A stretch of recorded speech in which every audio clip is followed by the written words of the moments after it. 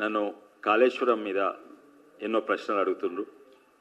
అందులో ప్రత్యేకంగా కొంతమంది ఈటెల రాజేందర్ గారి పాత్ర ఇవన్నీ కూడా అడుగుతున్నారు.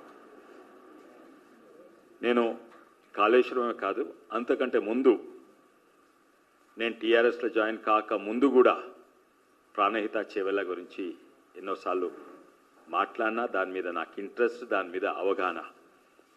నేను మొట్టమొదలు అప్పుడు శ్రీశైలం గేట్లు బంద్ చేయకుంటే పొంగి జెట్రోల్, మహబూబ్ నగర్, కర్నూలు ఇవన్నీ కూడా మునిగిపోయినాయి. అప్పుడు నేను ఫ్లడ్ రిలీఫ్ కొరకు ఎంతో చేసినాను.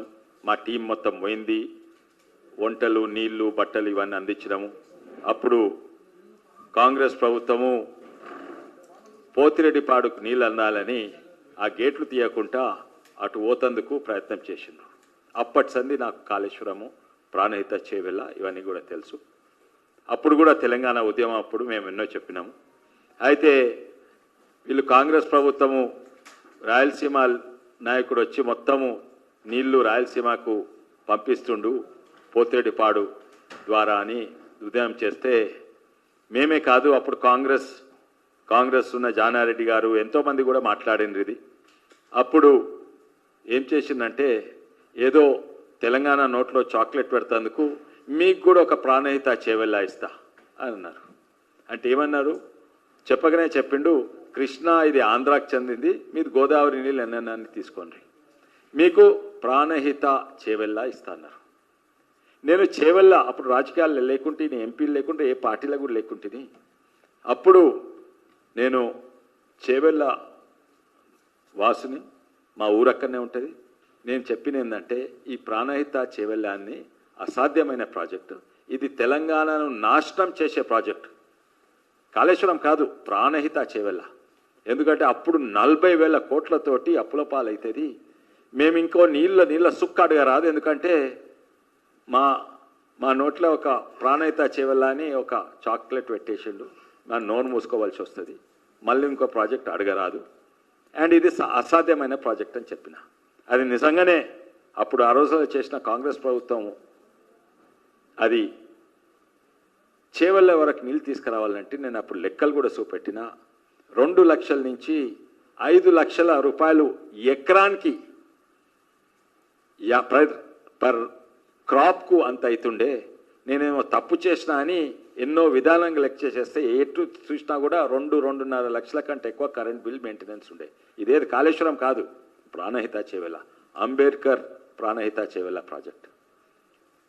అయితే నేను వ్యతిరేకించిన అప్పుడు ఇంజనీర్స్ అందరూ కొంతమంది ఇప్పుడు లేని వాళ్ళ గురించి మాట్లాడలేదు కానీ, అయితే వాళ్ళు వికారాబాద్కి వచ్చేస్తే నేను చెప్పినాను ఏంటంటే, ఇది అసాధ్యమైంది, మాకు అంటగట్టగండ్రి, పేరుకు మా ప్రాజెక్ట్ కానీ చేవెళ్ళ పేరు పెట్టని, చేవెళ్ళకు ఒక్క సుక్క నీళ్లు కూడా రాదు.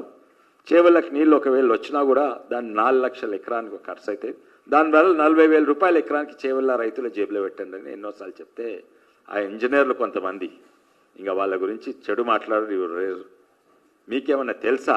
మీరు పేదల గురించి ఏమన్నా తెలుసా? మీకు పేదలకు దాహం అంటే ఏందో తెలుసా? మేమేమో నీళ్ళు ఇస్తుంటే నువ్వేమో ఆపుతందుకు అని అన్నారు. మీరు నిజంగానే నీళ్ళు ఇస్తుంటే నేను అప్పుడు పాపం, కానీ మీరు నీళ్ళు ఇస్తలేరు, మాట చెప్తున్నారు. ఇవన్నీ కూడా అది ఉద్యమం అప్పుడు. దాని తర్వాత ఇప్పుడు కేసీఆర్ గారి గురించి చెప్పినాం. కేసీఆర్ గారికి ఇదంతా కూడా అవగాహన ఉన్నది. దాని తర్వాత టీఆర్ఎస్ పార్టీలు జాయిన్ అయినా. దాని తర్వాత కేసీఆర్ దీన్ని నేను అనుకున్న రద్దు చేస్తాడు అనుకుంటే రద్దు చేయలేదు, పేరు మార్చింది, ఇంత డిజైన్ మార్చిండు. పేరు అంబేద్కర్ పేరు తీసేసి ఆయన సొంత పేరు పెట్టుకుండ్రు కాళేశ్వరం అని. మీరు చెప్పలేదు, ఈటల రాజేందర్ చెప్పలేదు, హరీష్ రావు గారు కూడా చెప్పలేదు అనుకుంటా. అది సొంత కేసీఆర్ పెట్టింది. అంబేద్కర్ పేరు తీసి కాళేశ్వరం పెట్టి అదే ప్రాజెక్టు సేమ్ డిట్టో, కానీ కిందున్న తోక టేలెంట్ ప్రాజెక్ట్ అంటారు, ఆ చేవెళ్ళ తీసేసిండ్రు. అది ఉన్నా లేకున్నా అది అంతే ఉంటుంది. ఎందుకంటే చేవెళ్ళకు పెట్టినా పెట్టకున్నా ఒక్క సుక్క నీళ్లు రావు, చేవెళ్ళ వికారాబాద్కు రావు. కానీ ఇది తీసినట్టు కానీ ఆడ తుమ్మడి హట్టి నెత్తి తీసేసిండు. తీసేసి మళ్ళీ నీళ్ళు, ఇది ఎందుకు చాలా మందికి తెలుసు, మీకు తెలుసు, మళ్ళీ నీళ్ళు కింది వారి మేడిగడ్డకు తీసుకొచ్చి మళ్ళీ రివర్స్ పంపింగ్. దాంట్లో మాత్రము కాంగ్రెస్ది ఆ డిజైన్ అంతవరకే కాంగ్రెస్ డిజైన్ బెటర్ ఉండే. కానీ అక్కడ మళ్ళీ నీళ్లు కిందికి రివర్స్ పంపింగ్. ఈ రివర్స్ పంపింగ్ నదిని ఉల్టా కింది నుంచి మీదికి ప్రకృతికి దేవునికి వ్యతిరేకము రివర్స్ పంపింగ్ చేసి ఇవన్నీ పిచ్చి పిచ్చి ప్రాజెక్ట్స్ ఇవన్నీ కూడా. కానీ ఒకటేసారి వారు చెప్పలేదు, ఎవరు కేసీఆర్ గారు మొత్తం డిజైన్ రివీల్ చేయలేదు. ఇది చేద్దాము, మంచిగా ప్రజలకు లాభం అయ్యేటట్టు చేద్దామని అన్నాడు. ఆ రోజుల్లో నన్ను దాదాపు 10 మీటింగ్లు కాళేశ్వరం గురించి నన్ను ఎంపీగా, బహుశా నేను ఒక్కనే ఇంజనీర్ ఉంటేనేమో నన్ను పిలుస్తూ ఉండే, ప్రతి మీటింగ్కు నేను పోయినాను. కానీ ఆ మీటింగ్లో ఒక్క మీటింగ్లో కూడా అంటే జనరల్ ఇష్యూస్, స్పెసిఫిక్ ఇష్యూస్, అప్పుడు విద్యాసాగర్ రావు గారు ఉండే, మన పెద్దలు రంగారెడ్డి గారు ఉండే, రంగన్న రిటైర్డ్ ఇంజనీర్ కానీ చాలా రెస్పెక్టెడ్, ఇప్పుడు ఇద్దరు కూడా లేరు, రంగన్న అని పిలిచేది. ఇంకా 10 మంది అష్టదిగ్గజాలు ఉండే, ఓ జోకర్ ఉండేది, ఓ పద్యాలు వాడేటోడు ఉండేది, ఓ తెల్లోడు ఉండేది, ఓ నల్లోడు ఉండేది, నావసుంటూ ఇంజనీర్ ఉండేది, ఓ అష్టదిగ్గజాలు ముంగట పెట్టుకొని ఆ లొకేషన్ ఏంటైనా ఇది ఉండేది, ఏది పెద్ద స్క్రీన్, ఏది గూగుల్ ఎర్త్ స్క్రీన్ పెట్టుకొని చూపెట్టేది. ఆ మీటింగ్లలో నేను తప్పకుంటుంది. ఆ టెక్నికల్ ఇష్యూస్ డిస్కస్ చేసేది, దాంట్లో టెక్నికల్, ఫైనాన్షియల్, కాస్ట్ అన్ని ఇష్యూస్. అండ్ మీటింగ్ అంటే ఒక గంట మీటింగ్ కాదు, 9 గంటలు, 10 గంటలు, 12 గంటల మీటింగ్, ఇవన్నిట్లో నేను ఉంటుంది. ఒక్కసారి కూడా ఈటల గారు కనబడలేదు. బహుశా నాకు యాదికున్నంత వరకు హరీష్ రావు కూడా కనబడలేదు. ఇది మొత్తము డిజైన్ కేసీఆర్ గారి డిజైనే మాత్రం. ఇంజనీర్ ముంగట పెట్టుకునేది సగం మందో 90% అంటే అంటే తండాన అనేటోని. కొన్ని నాకు కూడా తనకు నిజంగానే జనరల్ నాలెడ్జ్ బాగున్నది కేసీఆర్ గారికి. నేను ఇంజనీర్ గుండి నేను అట్లా ఆలోచించలేదు కొన్ని విషయాలు. ఇంజనీర్లను పిలిచేది, ఇగో ఇక్కడి నుంచి ఇక్కడ నీళ్ళు వస్తున్నాయి, ఇక్కడి నుంచి ఇక్కడ నీళ్ళు పోతాయి, ఇక్కడి నుంచి కెనాల్, మళ్ళీ ఇక్కడి నుంచి కెనాల్కి ఇక్కడ, దాని పక్కకే వాగుంది కదయ్యా, కెనాల్ ఎందుకు వేస్ట్, ఆ వాగులు అయితే ఎట్లయినా వస్తాయి, ఎందుకు ప్రజాస్వామ్యం మనం కాపాడాలి. మంచి మంచి డైలాగ్స్, గొప్ప డైలాగ్స్. నిజంగానే అప్పుడు నేను కూడా కేసీఆర్ ఫ్యాన్ అయినా. నేను ఇంజనీర్గా తట్టనివి, తనకు కామన్ సెన్స్, జనరల్ నాలెడ్జ్ తోటి ఎన్నో అట్లా చెప్పేది, తనకు నాలెడ్జ్ ఉండేది. ఏంది అది వేస్ట్, ఇక్కడి నుంచి కెనాల్ ఎందుకు పోయాలి, నీళ్ళు అక్కడి నుంచి ఇక్కడికి వచ్చేది కదా, అయితే పక్కకు వాగులు వస్తే ఆటోమేటిక్గా వస్తుంది, వాడు ఫ్రీ వస్తుంది. ఇటువంటి కొన్ని సలహాలు ఇచ్చేది. అంటే నేను ఇరిగేషన్ ఇంజనీర్ కాదు, నేను ఎలక్ట్రికల్ ఇంజనీర్. కొన్ని కామన్ సెన్స్కు అపీల్ అయ్యేటట్టు ఎన్నో చెప్పిండ్రు, మంచిదే. అట్లా నేను పోతున్నా. కానీ ఎండ్ డిజైన్ వచ్చే వరకు అది ప్రాణహిత చేవెళ్ళ కంటే వర్స్ట్ డిజైన్. దానికి ఇట్లా 2 లక్షలు అయితే దీనికి 4 లక్షలు అయ్యేటట్టున్నది ప్రతి ఏడాదికి. దీంట్లో ఎవరిని కూడా అభిప్రాయం తీసుకోలేదు.